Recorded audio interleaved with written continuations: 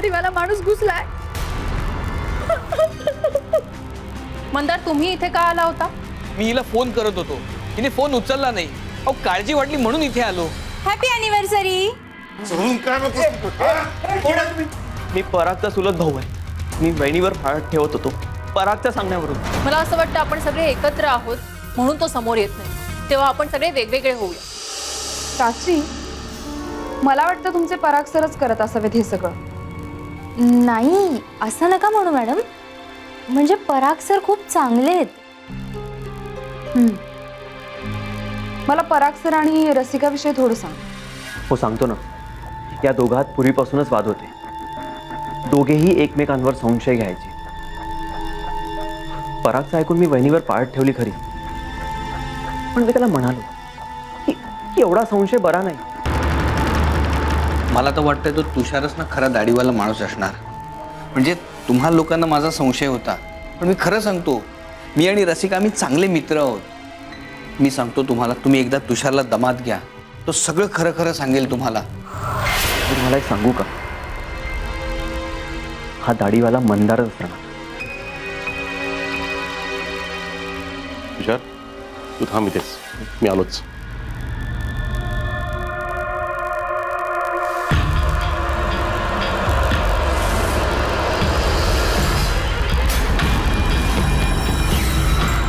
तू रसिका, तू थोडा वेळ आत जाऊन पडतेस का? का खोलीत आणखी कोणाला नेमलंयस का माझ्यावर पाळत ठेवायला? रसिका, रसिका असं काय करतेस? I said I am sorry. Rasika,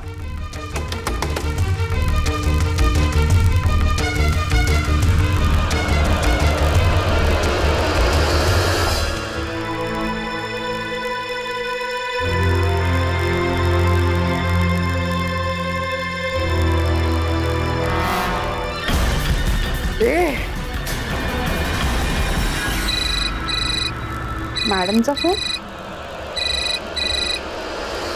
hello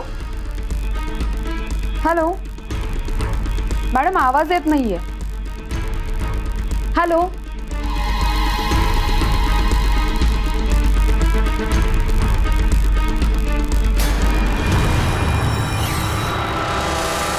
मला सुद्धा तो तुषारच कल्प्रेट वाटतो। एक काम करा, तुम्ही इथेच थांबा, मी आलोच।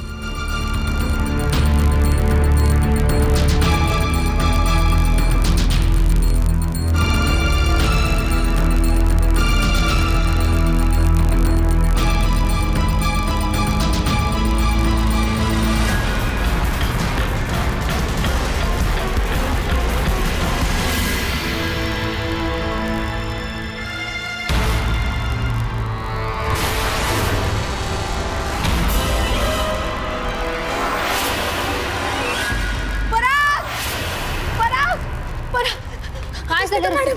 काय झालं? तो दाढीवाला माणूस मी बघितला आत। मी करून बघितला। रसिका काय? मॅम मी सुद्धा दाढीवाल्याला पाहिलं। मॅडम, मलाही तो दाढीवाला दिसला। म्हणजे तो अजूनही घरातच आहे, इथेच कुठेतरी। मॅडम, मी आता त्या दाढीवाल्याला पाहिलं, गॉगल टोपी हॅट घातलेला तो माणूस इकडेच आहे कुठेतरी।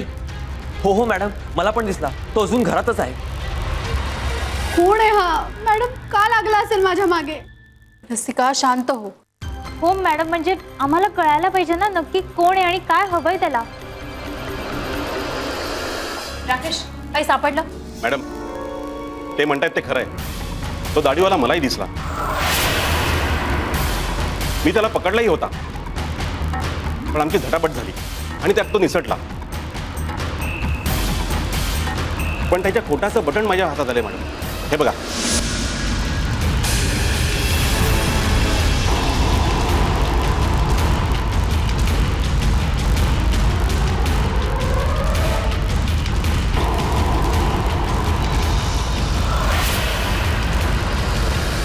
मॅडम, अहो ॲनिव्हर्सरीची वेळ जवळ येत चालली आहे। मॅडम, तुम्ही त्याला पकडा ना प्लीज। हो, तुम्ही काळजी करू नका। मॅडम, बाहेरून कोणीही आत आले नाही आणि आतूनही कोणी बाहेर गेले नाही। मी बाहेरच तर होतो। याचा अर्थ रसिकाचा धोका अजूनही टळलेला नाही।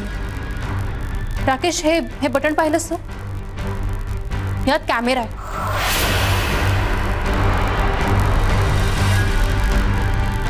त्यात काय काय शूट झालंय बघ पटकन.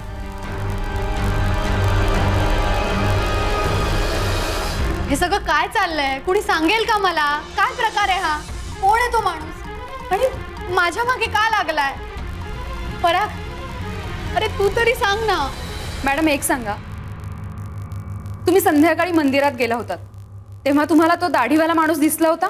एक मिनिट, मी देवळात गेले होते हे तुम्हाला कसं माहिती? तुम्ही पण माझ्या पार्टीवर आहात का?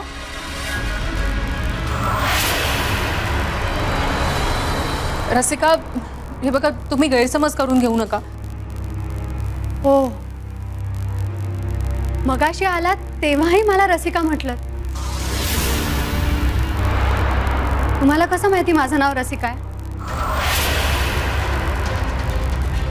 पराग, हां तू एवढ्या खालच्या थराला गेलास का रे? संशयापायी तू प्रायव्हेट डिटेक्टिव्ह नेमलेस माझ्या मागे. रसिका, मी क्राईम डिटेक्टिव्ह.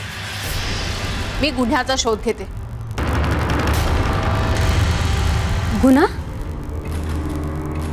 म्हणजे इथे गुन्हा घडणार आहे?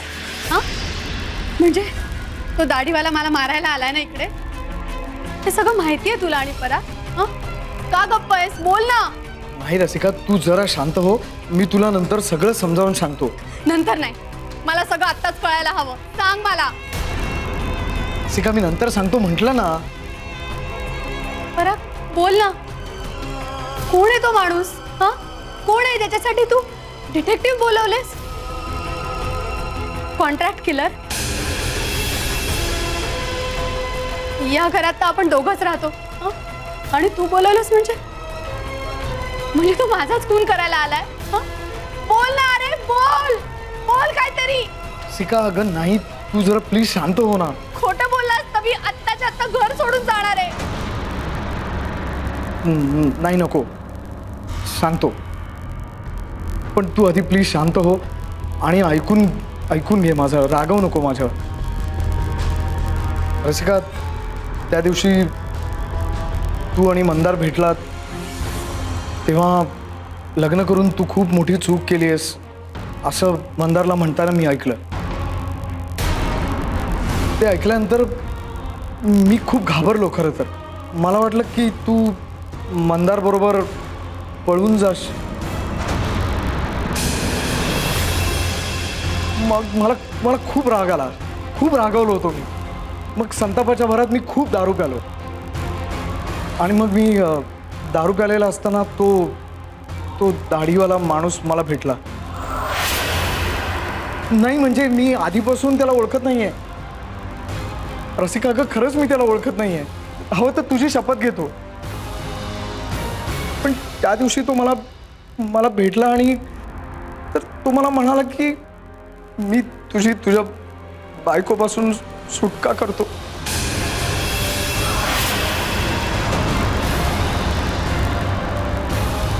म्हणून तू मला मारायची सुपारी दिलीस? नाही रसिका. अगं मी शुद्धीवर आल्यानंतर मला माझी चूक कळली. खरंच. छोटा माणूस आहेस की कोण आहेस तू? एवढी नकोशी झाले मी तुला. काय चुकलं माझं? सांग ना पराग. बोल. Rasika, I said I am sorry. बोल.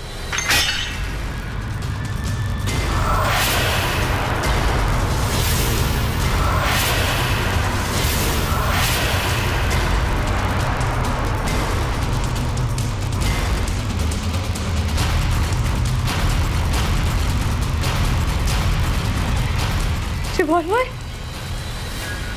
तू रिव्हॉल्वर ठेवतोस जवळ? हं? म्हणजे त्या दाढीवाल्याला जर जमलं नाही तर तूच हे काम करून टाकशील नाही का? एवढी नकोशी झाली आहे ना मी तुला? हं? नाही का रसिका? तुला कशाला रे त्रास? हं? मी संपवून टाकते स्वतःला. हा रसिका!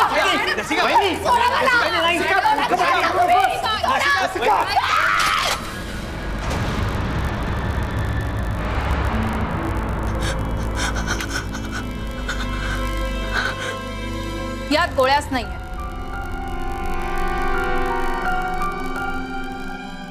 तुम्ही माझ्याकडे आला होता तेव्हाच मी त्यातल्या गोळ्या काढून घेतल्या होत्या. रसिका, तू काळजी करू नकोस. मी असेपर्यंत तुला काहीही होणार नाही. थँक्यू मॅडम, तुम्ही माझ्या रसिकाला वाचवलं. पण रसिका, तू काय वेडेपणा करत होतीस? मी तुला म्हटलं ना हे सगळं मी दारूच्या नशेत केलं म्हणून. I am sorry Rasika, I am really sorry. Please मला माफ कर.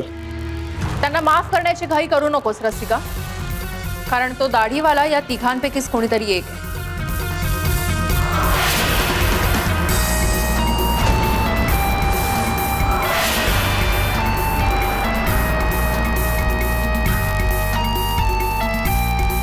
मॅडम, तुम्ही माझ्यावर संशय घेताय? मी सगळ्यांवरच संशय घेते पराग. ज्या अर्थी आतून कोणी बाहेर गेलेलं नाही, बाहेरचं कोणी आत आलेलं नाही, याचाच अर्थ प्राची सोडून तुम्हा तिघांपैकीच कोणीतरी तो वेशांतर केलेला माणूस आहे. कारण तिची शरीरयष्टी आणि ठेवण त्या दाढीवाल्या माणसासारखी नाहीये.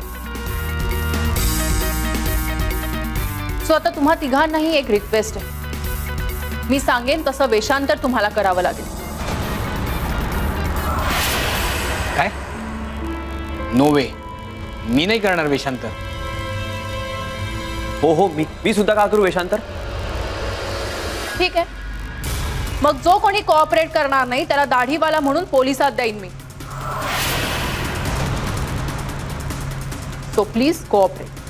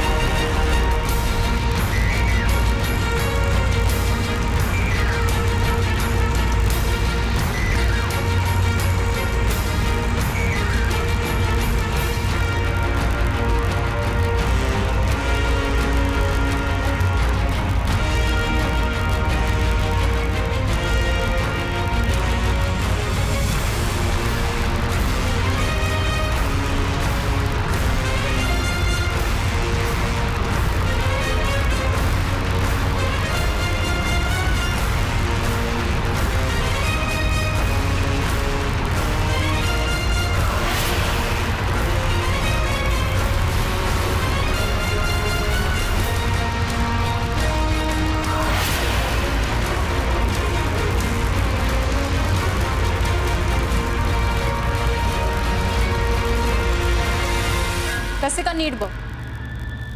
या तिघांपैकी कुठला दाढीवाला तुला दिसला होता?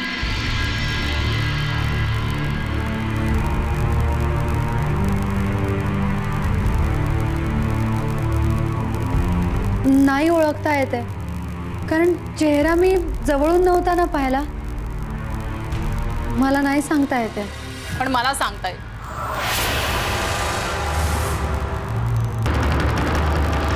कारण खोटी दाढी लावताना या तिघांपैकी एकाच्या गालाला आधीच थोडा स्पिरिट गम लागलेला दिसला मला.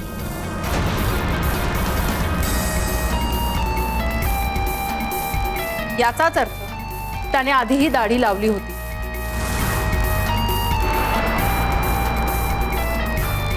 काय बरोबर ना तुषार?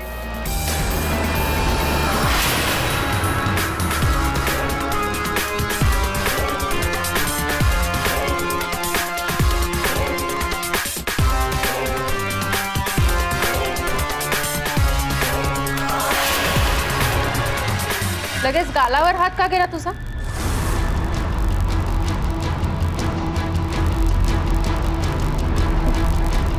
काही नाही. काय?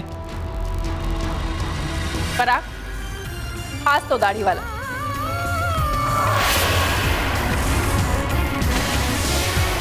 जो तू दारू पीत असताना तुला भेटला होता.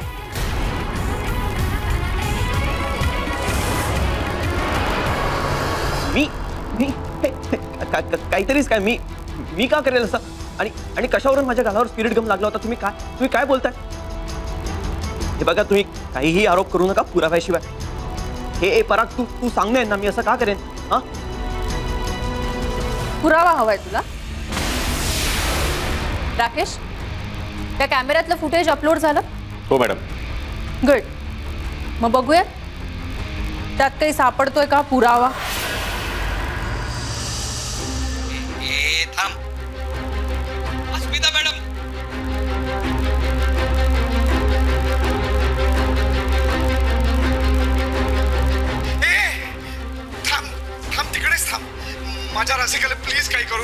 हवं तर मी तुला जास्त पैसे देतो, पण प्लीज रसिकाला काही करू नको, प्लीज.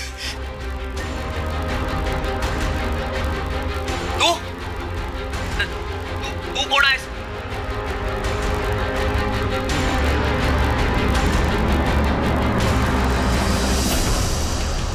तुषार,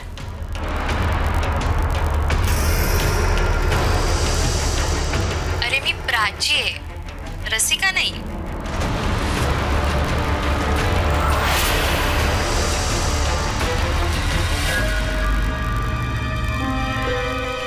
काय प्राची मॅडम, कुठे पळताय? अहो अॅनिव्हर्सरी साजरी व्हायची अजून. अहो मी, प्लीज सोडा मला प्लीज. पराग, प्राची आणि तुषारने मिळून हा सगळा प्लॅन केला होता. गेले बरेच दिवस त्यांचं अफेअर चालू आहे. तुषार, प्राची, तुम्ही माझ्याशी असं वागलात? तुम्ही दोघं का? तुम्ही माझ्या रसिकाच्या जीवावर उठला होतात. मी नशेत असल्याचा तुम्ही दोघांनी गैरफायदा घेतलात. अरे का? माझ्या रसिकापेक्षाही तुमच्या दोघांवर मी जास्त विश्वास ठेवला होता. तुम्ही माझा विश्वासघात केलात. अरे तुम्ही दोघं असं का वागलात? बोल. तुषार, बोलणार आहेस की? बोलतो. मी परागच्या प्रॉपर्टीसाठी केलं हे सगळं.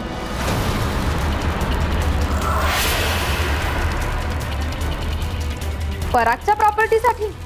हो, प्रॉपर्टीसाठी. अरे पण रसिकाला मारून तुला काय मिळणार होतं? परागने रसिकावर पाळत ठेवायला सांगितल्यावर मला एक प्लॅन सुचला.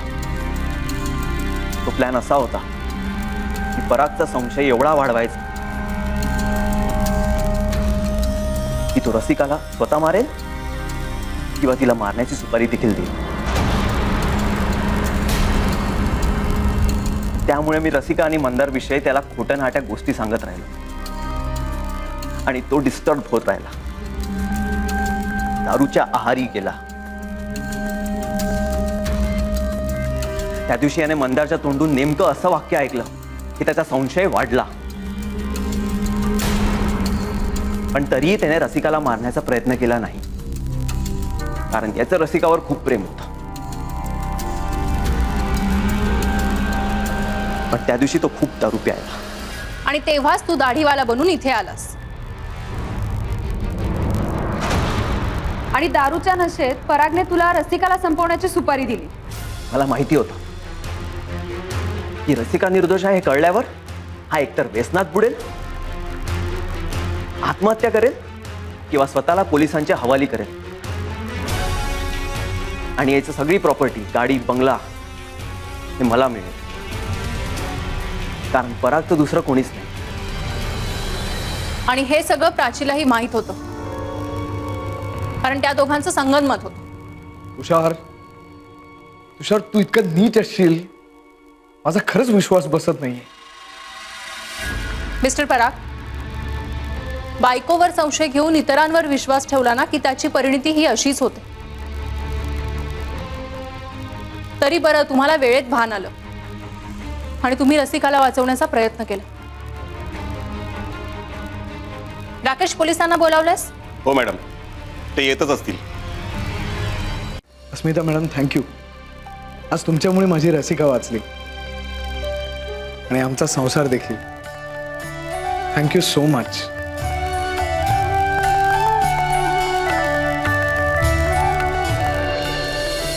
लग्नाच्या वाढदिवसाच्या खूप खूप शुभेच्छा तुम्हाला.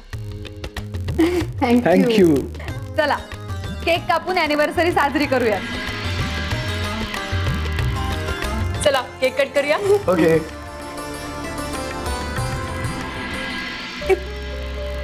पण अस्मिता मॅडम, मला एक नाही कळलंय, जर तुषारच दाढीवाला होता तर त्याला जो दाढीवाला दिसला होता तो कोण होता?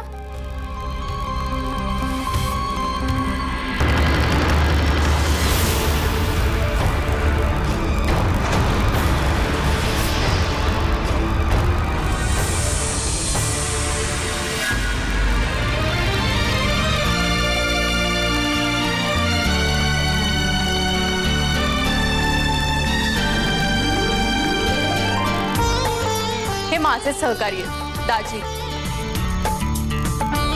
तुषारला हेच दिसले होते.